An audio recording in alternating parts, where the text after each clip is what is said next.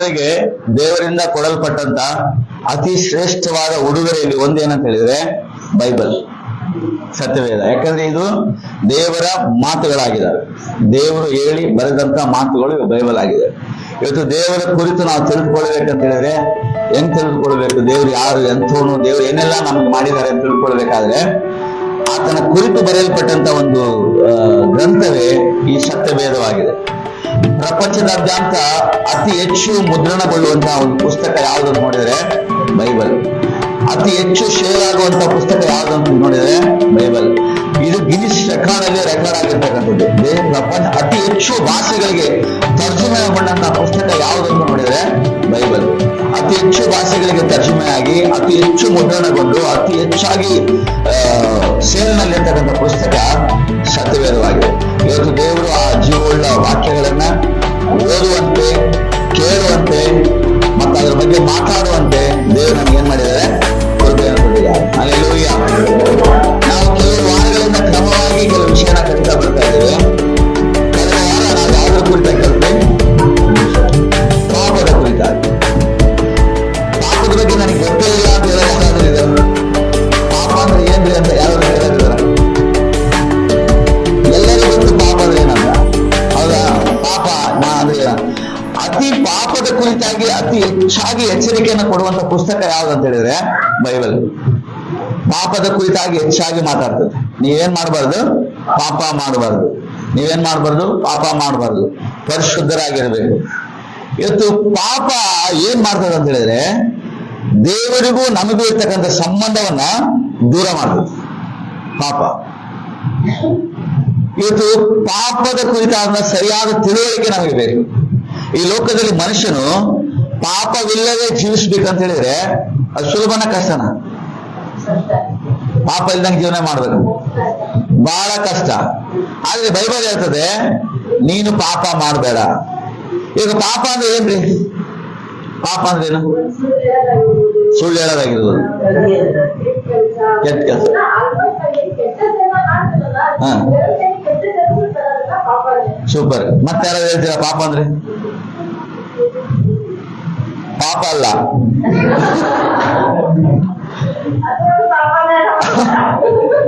ಈ ಪಾಪ ಅಲ್ಲ, ಪಾಪ ದೇವರಿಗೆ ಅವಿಧವಾಗಿ ನಡೆಯೋದು. ನಾವು ಬಹಳ ಸರಿ ಹೇಳ್ತೀವಿ ಪಾಪ ಅಂದ್ರೆ ಏನಂತ ಹೇಳಿದ್ರೆ ತಪ್ಪು ಮಾಡೋದು, ಕೊಲೆ ಮಾಡೋದು, ವ್ಯಭಿಚಾರ ಮಾಡೋದು, ಸುಳ್ಳು ಹೇಳೋದು, ಇವನ್ನೇ ಪಾಪ ಅಂತ ಹೇಳ್ತೀವಿ.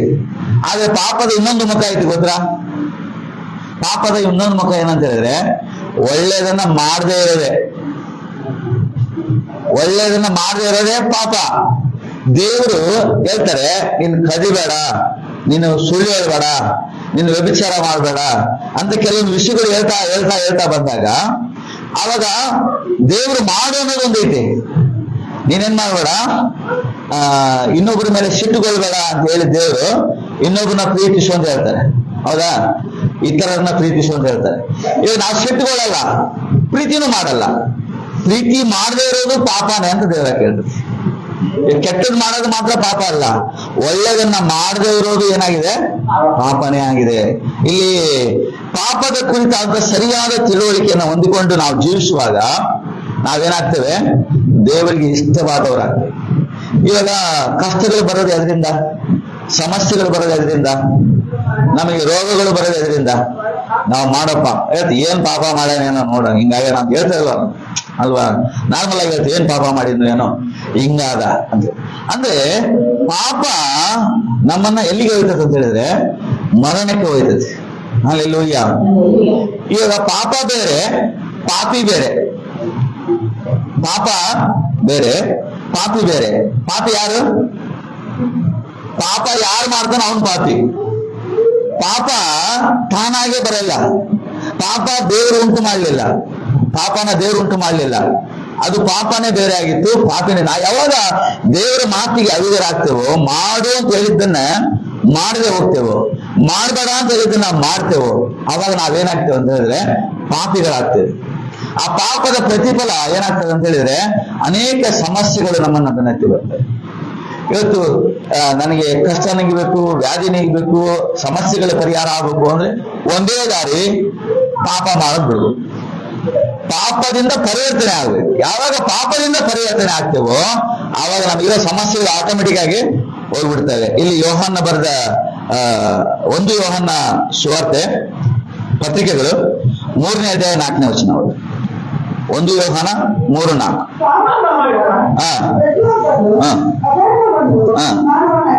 ಅಧರ್ಮವನ್ನ ಮಾಡುವವನಾಗಿದ್ದಾನೆ. ಪಾಪ ಮಾಡುವ ಪ್ರತಿಯೊಬ್ಬರು ಏನ್ ಮಾಡುವವನಾಗಿದ್ದಾನೆ? ಅಧರ್ಮ ಮಾಡುವವನಾಗಿದ್ದಾನೆ. ಇನ್ನೊಂದ್ ಕಡೆ ಹೇಳ್ತದೆ, ಯಾಕೋಬ 4:17 ಓದ್ರಿ. ಯಾಕೋಬ 4:17. ಈಗಿರುವುದರಿಂದ ಒಳ್ಳೆಯದನ್ನ ಮಾಡಬೇಕೆಂದು ತಿಳಿದು ಅದನ್ನ ಮಾಡದೇ ಇರುವವನು ಪಾಪಕ್ಕೆ ಒಳಗಾಗಿದ್ದಾನೆ.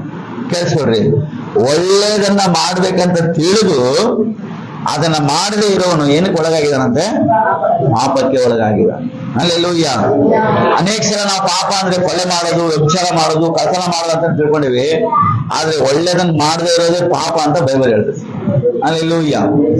ಈ ಪಾಪ ಯಾವಾಗ ಪ್ರವೇಶ ಆಯ್ತು ಅಂತ ಬೈಬಲ್ ಹೇಳ್ತದಂದ್ರೆ, ಆದಿಯಲ್ಲಿ ಆದಾಮ ಅವಳ ಆದಿ ಮನುಷ್ಯರನ್ನು ನಮ್ಮ ಮೂಲ ಪಿತೃಗಳನ್ನು ಉಂಟು ಮಾಡಿದಾಗ ದೇವರು ಒಂದು ತೋಟವನ್ನು ಮಾಡಿದ್ರು. ಅಲ್ಲಿ ಎಲ್ಲಾ ಗಿಡ ಮರಗಳ ಹಣ್ಣುಗಳನ್ನ ಇಟ್ರು. ಒಂದು ಮರದ ಹಣ್ಣನ್ನು ಮಾತ್ರ ಏನ್ ಮಾಡ್ಬೇಡ ಅಂತ ಹೇಳಿದ್ರು, ಇದನ್ನ ತಿನ್ಬೇಡ ಅಂತ ಹೇಳಿದ್ರು. ಅವ್ರೇನ್ ಮಾಡಿದ್ರು, ಇನ್ನೊಬ್ಬ ಸೈತಾನ ಮಾತನ್ನ ಕೇಳಿ ಆ ಹಣ್ಣನ್ನ ತಿಂದ್ರು. ತಿಂದ ನಿಮಿತ್ತ ಪಾಪ ಲೋಕದೊಳಗೆ ಪ್ರವೇಶ ಮಾಡಿದ್ರು. ಇವಾಗ ಪಾಪ ಅಂದ್ರೆ ಏನ್ ಹೇಳ್ರಿ? ದೇವರ ಮಾತಿಗೆ ಅವಿಧೇಯರಾಗೋದೆ. ಪಾಪ ಅಂದ್ರೆ ಏನಂದ್ರೆ ದೇವರ ಮಾತಿಗೆ ಅವಿಧೇಯರಾಗೋದೆ.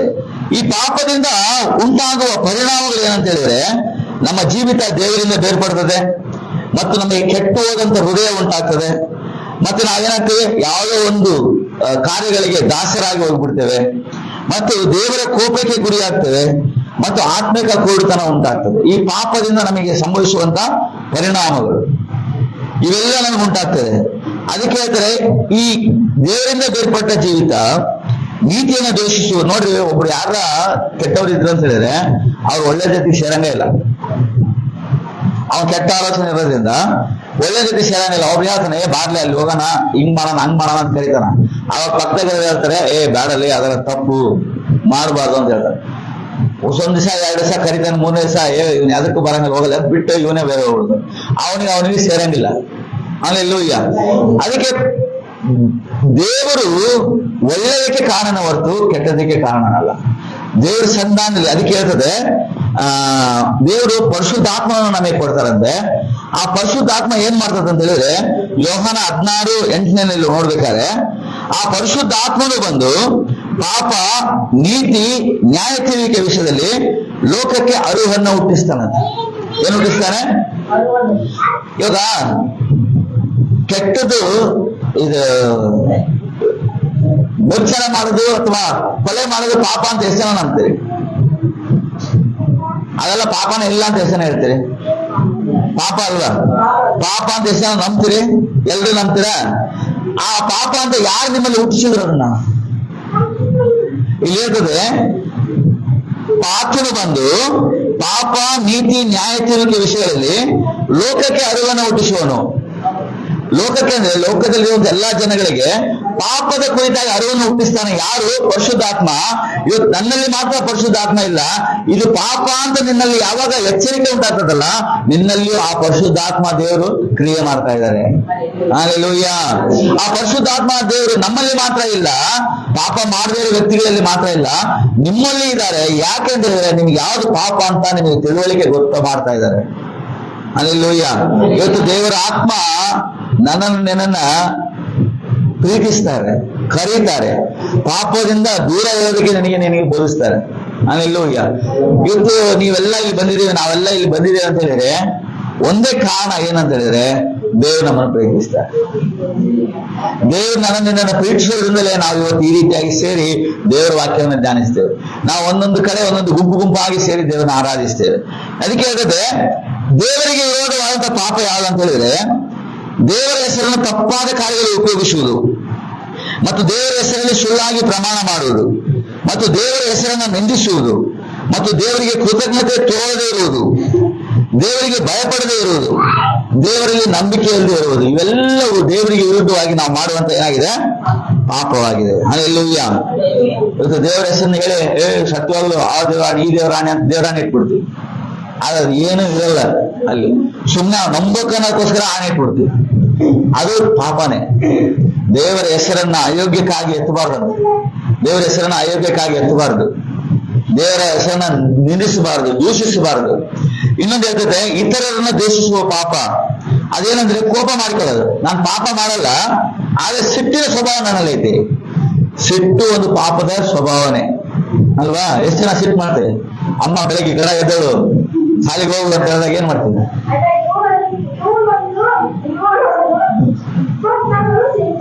ನೋಡ್ರಿ, ಫುಲ್ 100ರಲ್ಲಿ ಇರ್ತದೆ ತನ್ನ ಡಿಗ್ರಿ. ಅದು ಏನ್ ಗೊತ್ತಾ, ಅದು ಸಿಟ್ಟು ನಮ್ಮಲ್ಲಿ ಅದಕ್ಕೆ ಬರ್ತದೆ. ಸಿಟ್ಟು ಯಾವ ಸ್ವಭಾವ ಹೇಳ್ರಿ? ಸಿಟ್ಟು ಬಂದ್ರು ಸೈತಾನ ಸ್ವಭಾವ. ನಾವು BP ರೇಜ್ ಆಗ್ಬಿಡ್ತಂತೀವಿ, BP ರೇಜ್ ಆಗ್ಬಿಡ್ತಂತೀವಿ. ಹಂಗೆ ಆಯ್ತು. ಇದಕ್ಕೆ ಹೇಳ್ತಾರೆ, ಕೋಪಿಸಿಕೊಳ್ಳುವುದು ಪಾಪ, ಮತ್ತೆ ಹರಟೆ ಮಾತುಗಳನ್ನ ಆಡುವುದು ಪಾಪ.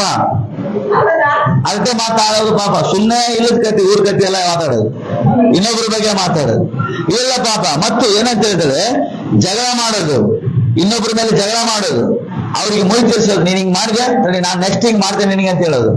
ಮತ್ತೆ ಹೊಟ್ಟೆ ಕಿಚ್ಚಿಬಿಡೋದು, ಅದು ಒಬ್ರಿಗೊಬ್ರು ನಾವು ಮಾಡುವಂತ ಪಾಪ. ಹೊಟ್ಟೆ ಕಿಚ್ಚಿಬಿಡೋದು, ಮತ್ತು ಹಣದಾಸೆ, ಮತ್ತು ಕಾಮಾಭಿಲಾಸೆ, ಮತ್ತು ಮೋಹ, ಸಿಟ್ಟುಗೊಳ್ಳುವುದು, ಇವೆಲ್ಲ ಬಂದು ಪಾಪದ ಸ್ವಭಾವಗಳು. ನಾವು ಇತರರೊಂದಿಗೆ ತೋರಿಸುವಂತವರಾಗಿರ್ತೇವೆ. ಹಲ್ಲೆಲೂಯಾ. ನನಗೆ ಸಿಟ್ಟೇ ಬರಲ್ಲ ಅನ್ನೋದು ಎಷ್ಟು ಜನ ಇದ್ರಿ ಇಲ್ಲಿ? ಸಿಟ್ಟೆ ಬರಲ್ರಿ ನನಗೆ. ನೀವು ಬಯದ್ರೆ ಬಯಸ್ಕೊಂತಾನೆ, ಉಗಿಸ್ಕೊಂತ ನಾನು ಸಿಟ್ಟೈತೆ ಎಲ್ಲರಿಗೂ. 1 ವಾರದ ತಿರುಗಿ 2 ಹೊಡೆಯ ಸಿಟ್ಟೈತಿ. ಒಂದ್ಸಲ ಏನ್ ಮಾಡಿದಂತೆ, ಒಬ್ಬನು ಬೈಕಲ್ಲಿ ಹೋಗ್ತಾ ಇದ್ದಾನೆ. ಬೈಕಲ್ಲಿ ಹೋಗ್ತಾ ಇದ್ರೆ ಎದುರುಗಡೆ ಇನ್ನೊಬ್ಬ ಬೈಕ್ ಬಂದು ಡಿಕ್ಕಿ ಹೊಡ್ಬಿಟ್ಟ. ಅವನು ಹೆಲ್ಮೆಟ್ ಹಾಕೊಂಡಾನೆ. ಬಂತು ನೋಡ್ರಿ ಸಿಟ್ಟು ಅವನಿಗೆ. ಬಾಯಿಗೆ ಬಂದಂಗೆ ಬೈದ, ಬಾಯಿಗೆ ಬಂದಂಗೆ ಬೈತಾರ. ಅವನು ಹೆಲ್ಮೆಟ್ ಹಿಂಗ್ ತೆಗೆದ. ನೋಡಿದ್ರು ಅವ್ರ ಅಣ್ಣನೇ ಬೇರೊಬ್ರು ಬೈಕ್ ತಗೊಂಡು ಹೆಲ್ಮೆಟ್ ಹಾಕೊಂಡ್ ಬರ್ತಾ ಇದ್ದಾನೆ. ಗುದ್ದುಬಿಟ್ಟ. ಗುದ್ದಿದ ತಕ್ಷಣ ಅವನು ಹೆಲ್ಮೆಟ್ ಹಾಕೊಂಡ್ರೆ ಇವ್ನು ಗುರ್ತಿರಕ್ಕಾಗಲಿಲ್ಲ. ಕೆಟ್ಟ ಮಾತಲ್ಲಿ ಬೈದ್ಬಿಟ್ಟ. ಅವನು ಹೆಲ್ಮೆಟ್ ತೆಗೆದ ತಕ್ಷಣ ಅಣ್ಣ ಏನಾಯ್ತು, ಅವ್ನು ಸಿಟ್ಟು ಅವಾಗ BP ರೈಸ್ ಆಗಿತ್ತು. ಅವನ್ ಬಂದು ಡಿಕ್ಕಿ ಹೊಡೆದವನು, ಅವನದೇ ತಪ್ಪು. ಡಿಕ್ಕಿ ಹೊಡೆದವನು ಅಣ್ಣ ಅಂತ ಗೊತ್ತಾದ ತಕ್ಷಣನೇ ಏನಾಯ್ತು, ಅವನಿಗೆ ಸಿಟ್ಟೆಲ್ಲ ತಂಗಿ ಏನಾಗ ಇರ್ಬೋದು. ನೀನಾಗ ಗೊತ್ತಾ, ಇರ್ಲಿ ಬಿಡು, ಪರವಾಗಿಲ್ಲ ಏನಾಗಿರ್ತಾಗ ಹೋಗು ಅಂತ. ಯಾಕೆ ಬೇರೊಬ್ಬನಾಗಿದ್ರೆ ಸಿಟ್ಟು ಯಾಕೆ 100ಕ್ಕೆ ಬರ್ತಾ ಇತ್ತು? ಅಣ್ಣ ಆಗಿರೋದ್ರಿಂದ ಯಾಕೆ ಬರ್ತಾ ಇಲ್ಲ ಅವನ ಸಿಟ್ಟು? ಯಾಕಂದ್ರೆ ಅವ್ನು ನಮ್ಮ ಅಣ್ಣ. ನಾವು ಇನ್ನೊಬ್ಬರನ್ನ ನಮ್ಮ ಸಂಬಂಧಿಕರು, ನಮ್ಮ ಅಣ್ಣ ತಮ್ಮ ಅಂತ ಎಲ್ಲಿವರೆಗೂ ನಾವು ನೋಡೋದಿಲ್ವೋ ಅಲ್ಲಿವರೆಗೂ ನಮ್ಗೆ ಸಿಟ್ಟು ಟೆಂಪರ್ 100ರಲ್ಲಿ ಇರ್ತದೆ. ಹೌದಾ? ಇವಾಗ ಒಬ್ರು ತಪ್ಪು ಮಾಡಿದ ಅವನು ಬಂದು ಡಿಕ್ಕಿ ಹೊಡ್ದಾನೆ. ಸಿಟ್ಟು ಅವನಿಗೆ ಬರೋದು ನ್ಯಾಯವಾನೆ.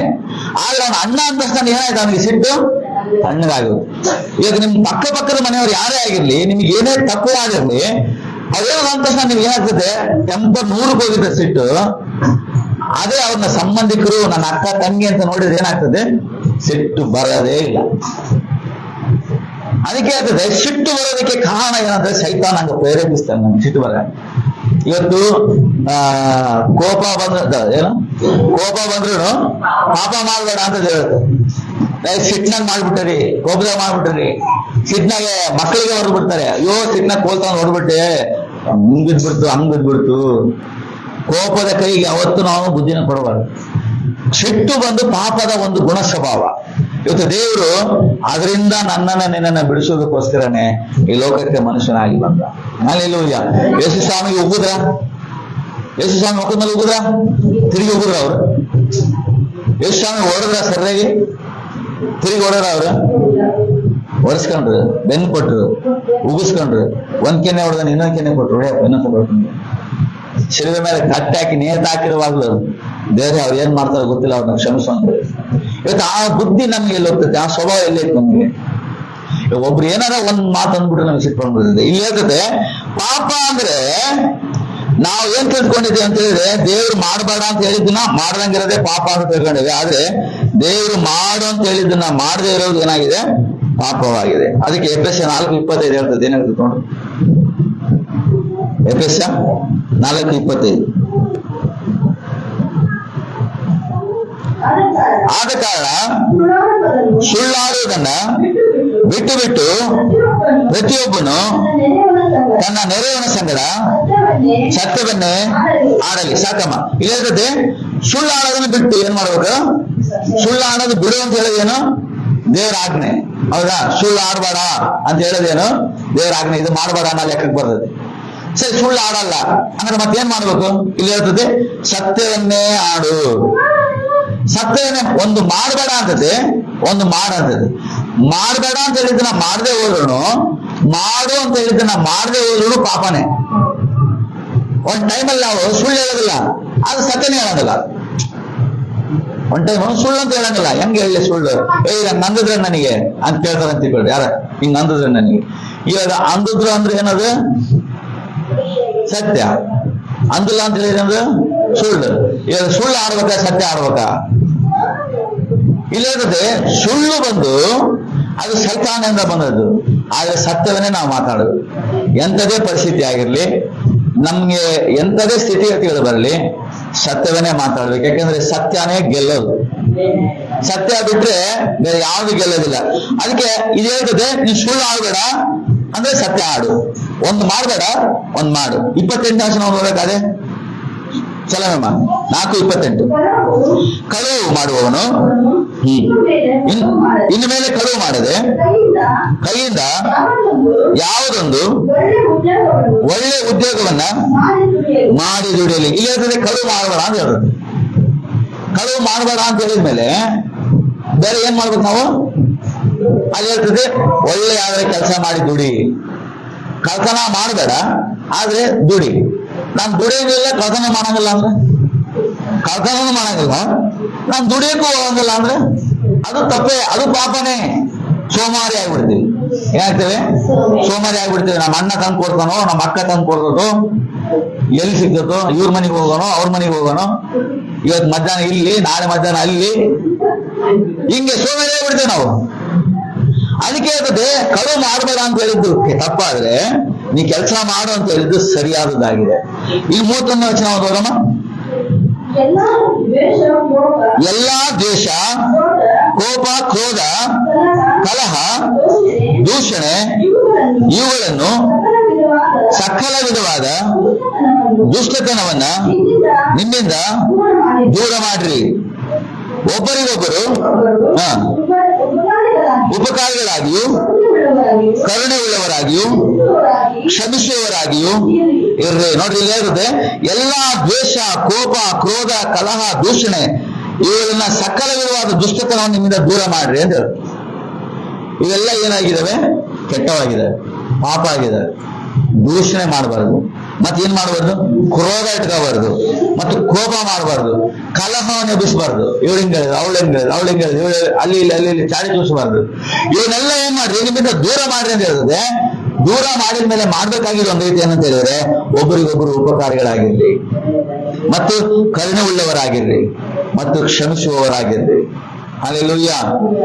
ನಾವು ಕೋಪ, ಕ್ರೋಧ ಮಾಡಲ್ಲ, ಕೋಪಗೊಳ್ಳಲ್ಲ, ದೂಷಣೆಗಳನ್ನ ಮಾಡಲ್ಲ, ಉಪಕಾರಿಗಳಾಗಿ ಇರಲ್ಲ, ಕರುಣೆ ಉಳ್ಳವರಾಗಿ ಇರಲ್ಲ, ಕ್ಷಮಿಸೋದು ಇಲ್ಲ ಅಂತ ಹೇಳಿದ್ರೆ ಅದು ಪಾಪನೇ. ಇವತ್ತು ದೇವರು ನಿನ್ನ ಪಾಪವನ್ನ ಆತನು ಕಲ್ವಾರಿ ಶಿಲುಬೆ ಮೇಲೆ ಹೊತ್ತು. ಇವತ್ತು ಪಾಪವಿಲ್ಲದವನಾಗಿ ಈ ಲೋಕದಲ್ಲಿ ಹುಟ್ಟಿ ಬಂದು ಏನ್ ಮಾಡಿದ? ಆ ಪಾಪ, ನಮ್ಮೆಲ್ಲ ಪಾಪವನ್ನ ತನ್ನ ಮೇಲೆ ತೆಗೆದುಕೊಂಡು ತಾನು ಬಲಿಯಾದ. ಇವತ್ತು ನಿನ್ನನ್ನು ದೇವ್ರು ಹೆಂಗ್ ನೋಡ್ತಾರೆ ಅಂತ ಹೇಳಿದ್ರೆ, ದೇವ್ರ ತರನೇ ನೋಡ್ತಾರೆ. ಹೆಂಗ್ ನೋಡ್ತಾರೆ? ದೇವ್ರ ತರನೇ ನೋಡ್ತಾರೆ. ಯಾಕಂತ ಹೇಳಿದ್ರೆ ದೇವರ ಸ್ವರೂಪದಲ್ಲಿ ನಾವಿದ್ದೇವೆ. ದೇವರು ನಮ್ಮನ್ನು ಉಂಟು ಮಾಡಿದ್ದಾರೆ. ದೇವರ ಹಾಗೆ ನಾವಿದ್ದೇವೆ ಅಂತ ಹೇಳಿದ್ಮೇಲೆ ನಿನ್ನ ದೇವ್ರ ತರನೇ ನೋಡ್ತಾರೆ ಅವರು. ನೀನ್ ನನ್ನ ಮಗ, ನನ್ನ ಮಗಳು, ನಿನ್ನಲ್ಲಿ ನನ್ನ ಗುಣ ಇರಬೇಕು. ಇವಾಗ ನನ್ನ ಮಗ ನಮಗೆ ಹುಟ್ಟವಲ್ಲ, ಮಕ್ಳು ಹುಟ್ಟವಲ್ಲ, ಮಕ್ಳು ಹುಟ್ಟಿದಾಗ ನಾವ್ ಅಂತೇವೆ ಅವ್ರ ಅಪ್ಪನ ತನನೇ ಮಾಡ್ತಾನ ನೋಡಂತೀವಿ ಅಲ್ಲ, ಅವ್ರ ಅಮ್ಮ ಹೆಂಗ್ ಮಾಡೋದು ಹಂಗ ಮಾಡೋದು ನೋಡಂತೀವಿ. ಇಲ್ಲ ಅವ್ರ ಅಜ್ಜಿ ತರ ಆಯ್ತು ನೋಡಂತ ಹೇಳ್ತೀವಿ. ಯಾಕೆ ಅವ್ರ ಅಜ್ಜಿ ತರ ಐತದ? ಯಾಕೆ ಅವ್ರ ಅಪ್ಪ ಮಾಡ್ತದ? ಯಾಕೆ ಹಂಗ್ ಮಾಡ್ತದ? ಯಾಕಂದ್ರೆ ಅವ್ರ ಮಗ ಅದು, ಹೌದಾ? ಅವ್ರ ಮೊಮ್ಮಗಳದು, ಅವ್ರ ಮಗಳದು, ಅವ್ರ ಮಗ, ಅವ್ರು ಏನ್ ನೋಡಿ ಜನ್ಮ ಕೊಟ್ಟಿದ್ದಾರೆ. ಅದಕ್ಕೆ ಅಪ್ಪನ ತರನೇ ಐತದ, ಅವ್ರ ಅಜ್ಜಿ ತರನೇ ಐತದ. ನಾವ್ ಯಾರ ತರ ಇದೀವಿ? ನಾವು ದೇವ್ರ ತರನೇ ಇರ್ಬೇಕಲ್ವ, ದೇವ್ರ ಮಕ್ಕಳಲ್ವಾ. ನಮ್ಮ ನೋಡಿದ ತಕ್ಷಣ ಏನ್ ಅನ್ಬೇಕು, ಎಂತ ಒಳ್ಳೆ ಮನುಷ್ಯ, ಇವನ್ ಹತ್ರ ಹೋಗಿ ಮಾತಾಡಿದ್ರೆ ಒಂದು ಸಮಾಧಾನ ಸಿಗ್ತದೆ, ಇವನ್ ಹತ್ರ ಹೋಗಿ ಒಂದು 5 ನಿಮಿಷ ಕೂತ್ಕೊಂಡ್ರೆ ನೆಮ್ಮದಿ ಸಿಗ್ತದೆ. ಅಂತ ಒಂದು ಸ್ವಭಾವ ನಮ್ಮಲ್ಲಿ ಬರ್ಬೇಕಂತ. ಇವತ್ತು ಮಲ್ಲಿಗೆ ಗಿಡ ಎಷ್ಟು ಜನ ನೋಡಿರಿ, ಮಲ್ಲಿಗೆ ಗಿಡದ ಹತ್ರ ಹೋಗಿ ಏನ್ ವಾಸನೆ, ಏನ್ ಬರುತ್ತೆ, ಘಮ ಘಮ ಘಮ ಘಮ ಅಂತ ವಾಸನೆ ಬರುತ್ತೆ. ಅಲ್ಲಿ ತೋಟದ ಮುಂದೆ ಹಾಕಿರ್ತೇವೋ ಆ ಒಂದು ವಾಸನೆ ಅಲ್ಲಿ ಹೋದ ಸುಮ್ಮನೆ ಘಮ ಘಮ ಘಮ ಅಂತ. ಅದೇ ಮಲ್ಲಿಗೆ ಗಿಡ ಕಾಡಿನಲ್ಲಿ ಇತ್ತು ಅಂತ ಹೇಳ್ರಿ, ಅದು ವಾಸನೆ ಬರುತ್ತಾ ಬರಲ್ಲ? ಕಾಡಿನಲ್ಲಿದ್ರೆ ಅದಲ್ಲ, ಕಾಡಿನಲ್ಲಿದ್ರೆ ಆ ಹೂವಿನ ಗುಣ ಏನು, ವಾಸನೆ ಕೊಡೋದಲ್ಲ. ಆ ಕಾಡಿನಲ್ಲಿದ್ರು ಆ ಹೂವು ವಾಸನೆ ಕೊಡ್ತದೆ, ಊರಲ್ಲಿದ್ರು ಅದು ವಾಸನೆ ಕೊಡ್ತದೆ. ನೀನ್ ಅದನ್ನ ಮೂಸ್ ನೋಡ್ತೀಯ ಅಂತ ಕೊಡಲ್ಲ ಅದು.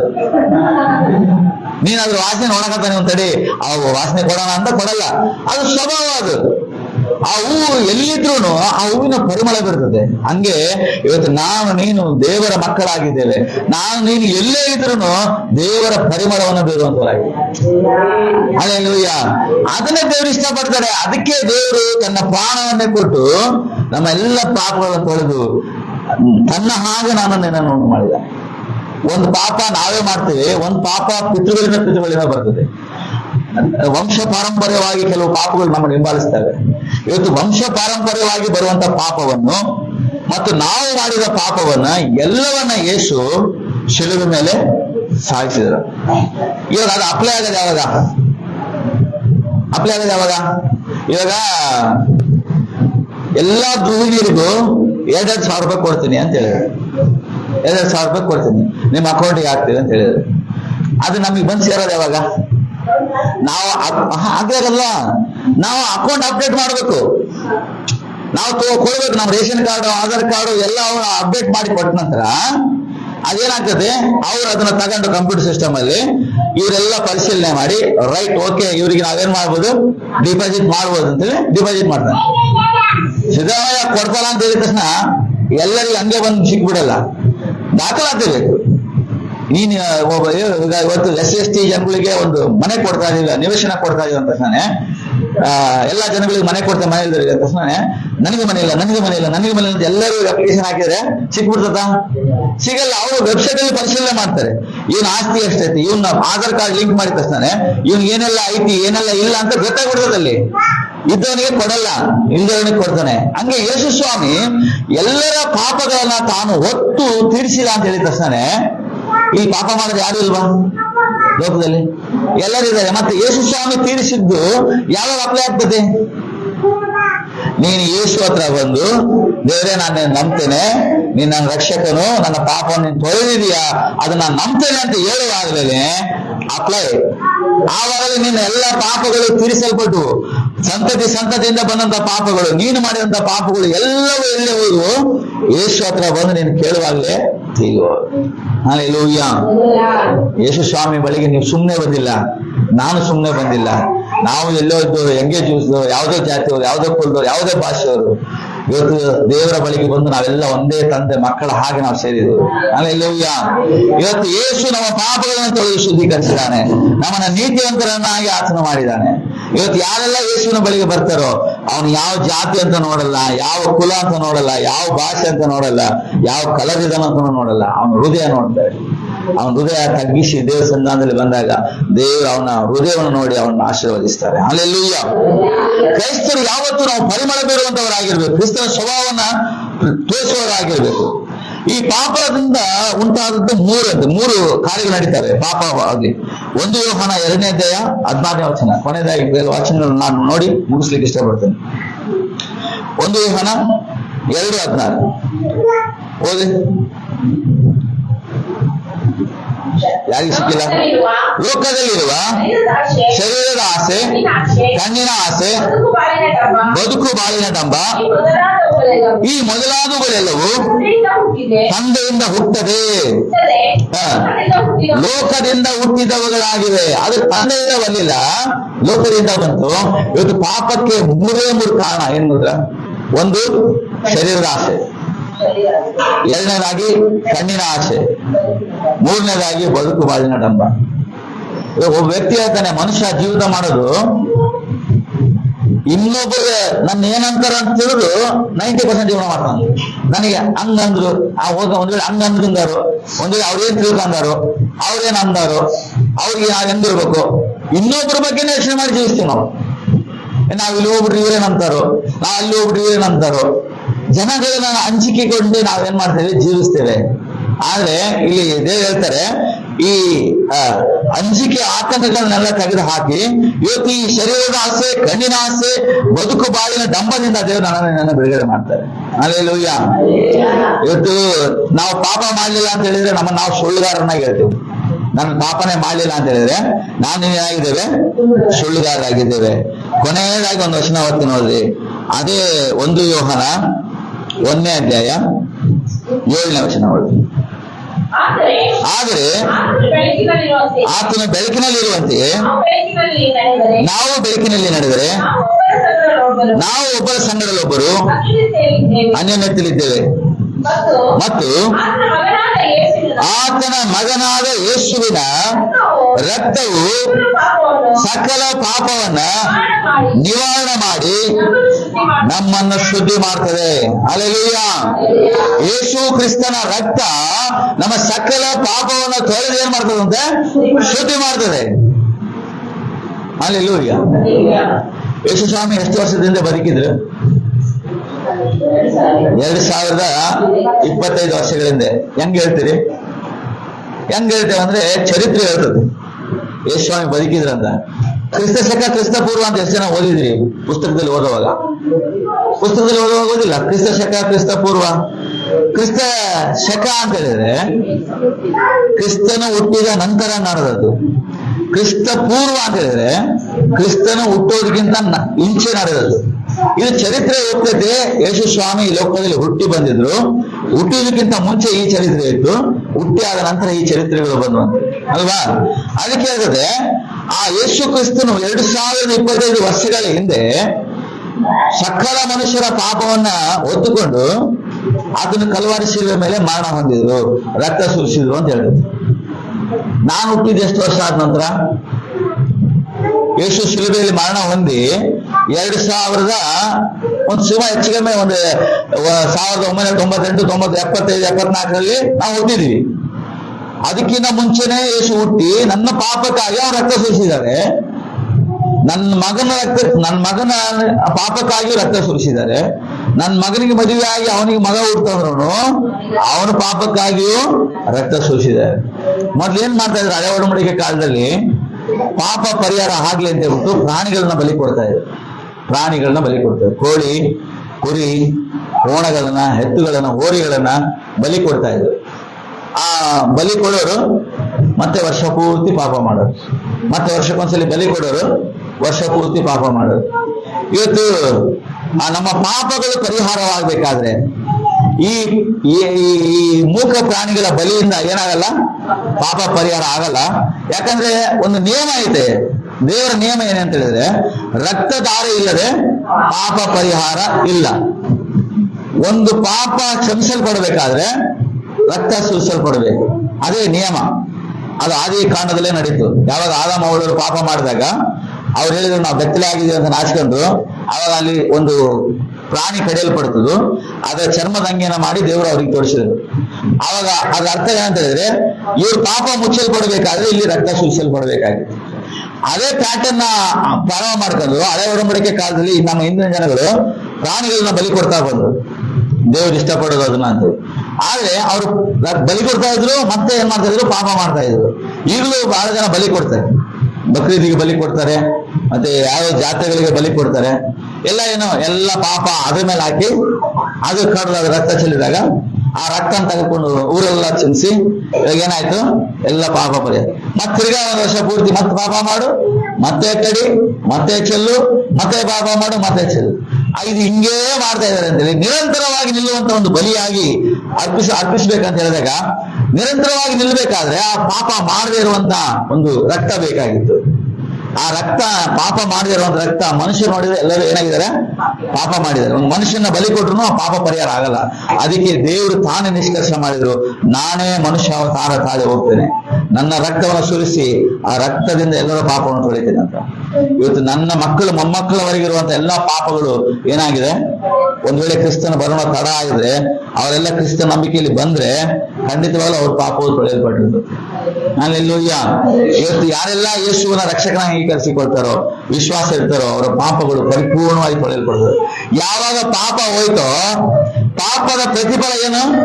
ಕಷ್ಟ, ಸಂಕಟ, ವ್ಯಾಧಿ, ನೋವು, ಮರಣ, ಇವೆಲ್ಲವೂ ಪಾಪ ಹೋದ ತಕ್ಷಣ ಅದು ಹೋಗುವುದು. ಯಾವಾಗ ನಮ್ಮ ಕಷ್ಟ ಬಗೆಹರಿತದೆ, ನಮ್ಮ ಸಮಸ್ಯೆಗಳು ನಿಗ್ತದೆ, ನಾವು ಯೇಸುವನ್ನ ರಕ್ಷಕನ ಅಂಗೀಕಾರ ಮಾಡಿಕೊಳ್ಳುವಾಗ. ಹಲ್ಲೆಲೂಯಾ. ನೀ ಇವತ್ತು ಒಂದ್ ವೇಳೆ ನೀವು ಯಾರಾದ್ರೂ ಯೇಸುವನ್ನ ರಕ್ಷಕನಾಗಿ ಅಂಗೀಕರಿಸಬೇಕಂತ ಮನಸ್ಸಿದ್ರೆ, ನೀವು ಹೇಳಿ, ಜಸ್ಟ್ ಯೇಸಪ್ಪ ನಾನು ನಂಬ್ತೇನೆ, ನೀನ್ ನನ್ನ ಹೃದಯದಲ್ಲಿ ಬಾ, ನೀನ್ ನನಗೋಸ್ಕರ ಪ್ರಾಣ ಕೊಟ್ಟಿ, ನನಗೋಸ್ಕರ ಮೃತನಾಗಿ ಎದ್ದು ಬಂದಿ, ಮತ್ತೆ ನನಗೋಸ್ಕರ ಬರ್ತಿ ಅಂತ ನೀನು ಒಂದು ವೇಳೆ ಹೇಳೋದಾದ್ರೆ ಖಂಡಿತವಾಗ್ಲೂ ದೇವರು ನಿನಗೆ ರಕ್ಷಣೆ ಕೊಡ್ತಾರೆ. ಇದು ಹಣದಿಂದ ಸಿಗುವಂಥದ್ದಲ್ಲ, ನಾವೇನೋ ಕೊಟ್ಟು ಕೊಂಡ್ಕೊಳ್ಳುವಂಥದ್ದಲ್ಲ, ನಿನ್ನ ಹೃದಯದಿಂದ, ನಿನ್ನ ನಂಬಿಕೆಯಿಂದ ಬರುವಂಥದ್ದು. ದೇವರು ನಿಮ್ಮನ್ನು ಆಶೀರ್ವದಿಸಲಿ. ಒಂದು ಹಾಡು ಆಡುವಾಗ ದೇವರು ನಮ್ಮ ಮಹಿಮೆಗಾಗಿ ಕಾಣಿಕೆ ಬರ್ತದೆ. ನೀವು ಕಾಣಿಕೆಗಳನ್ನ ಸಮರ್ಪಣೆ ಮಾಡ್ರಿ.